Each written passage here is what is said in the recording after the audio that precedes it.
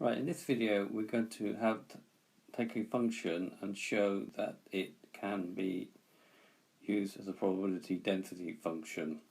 So the time t, we're going to use a practical example. So the time t minutes spent by a pupil arriving to their mathematics class after the bell has rung is modeled by this function. F of t is e to the minus t, t greater than 0, and then it would be 0 otherwise. Show that f of t represents a probability density function. B. Find the probability that a pupil will arrive late to class 1 minute after the bell has rung. And C. The students arrive 3 minutes after the bell receive a detention. If there are 30 students in the club, how many can expect to receive a detention? Show clearly all working. Okay, so the first thing we've got to do, we've got to show that f of t is a probability density function. If that is so, then what we've got to show, if we integrate the function with respect to its variable t, then that has to be equal to 1 for all values of t.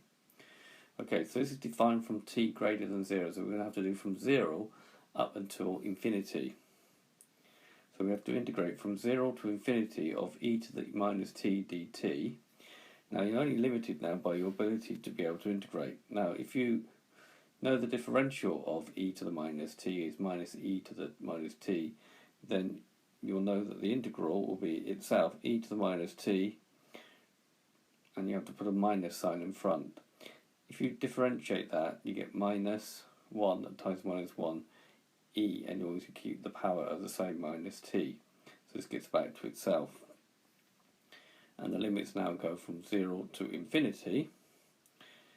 Now, minus e to the minus t is minus 1 over e to the t, and it might be easy to look at it like this with this type of function. So next you'd put the limits in, so you get minus 1 over e to the infinity minus 1 over e to the 0. Now, e to the infinity is a very, very large number. Think, what will 1 over a very large number be? Well, 1 over a very, very, very large number is very, very close to 0. So we actually say when this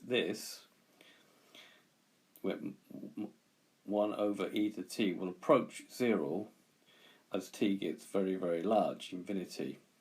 So this will become 0. So just writing that out again.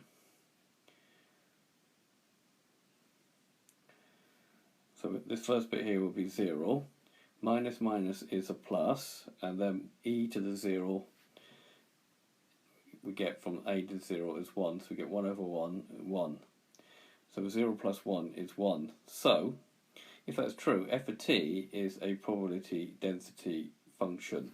Now we can look at the graph of this using GeoGebra. I've already drawn it, and I'll attach the GeoGebra link to this video. So here we have the function. This is the function f of x is e to the minus t for e greater than 0. So if we integrate from 0 up to infinity, now I couldn't put infinity in, so we'll put 1,000 in, you can see that the answer is 1. And the area underneath, a continuous random variable, represents a probability. Okay, then you can find the area by integrating between two different limits. So all this area here, if the area is equal to 1, then the function can act as a probability density function. Like I say, I'll put the GeoGebra applet in with this video. Find the probability that a pupil will arrive to class 1 minute after the bell has rung.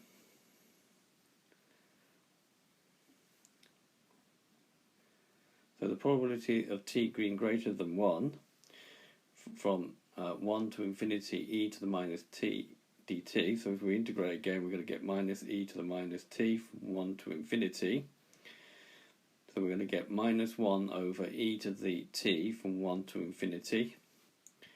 Substituting in minus 1 over e to infinity, we know to be 0. Minus 1 over 1 over e. It's going to give 0 plus 1 over e, which is 1 over e, and if we knock 1 over e out on our calculator, we get 0.36787, which is 0.36823 significant figures. Now, if we do that using our GeoGebra applet, that means we move A to be 1. Okay, so this area here represents that probability. We see we get the same answer using the technology. We have to take a large number for infinity. Okay.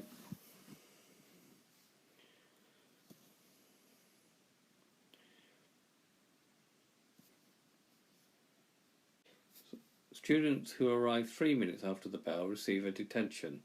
If there are 30 students in the class, how many can expect to receive a detention shown clearly or working out? Well, a similar idea. Students receive a detention if t is greater than 3. So the probability that t is greater than 3 will be the integral from 3 to infinity e to the minus t dt. Again, integrating minus e to the minus t is the integral. Limits are 3 and infinity. Same as before, write it like this, put in minus 1 over e to the infinity, which will be 0, minus brackets minus 1 over e to the 3. This is 0 plus 1 over e to the 3. We want the exact answer is 1 over e to the 3. We just need to know the number of students, so the expected number of students who receive a detention is going to be 1 over e to the 3 times 30, which is approximately 1.4936, so therefore we're going to say approximately 1 student will receive a detention under this model. And again, if we go to the GeoGebra applet and then set this one now to be 3, okay, we can see we get a very low probability, 0.05, and if we multiply that by 30, we'll probably get approximately 1 student again, but that's the probability of the area there. Okay, so this has been a video to show you the introduction of continuous random variables. I hope you've understood, and I thank you very much for watching.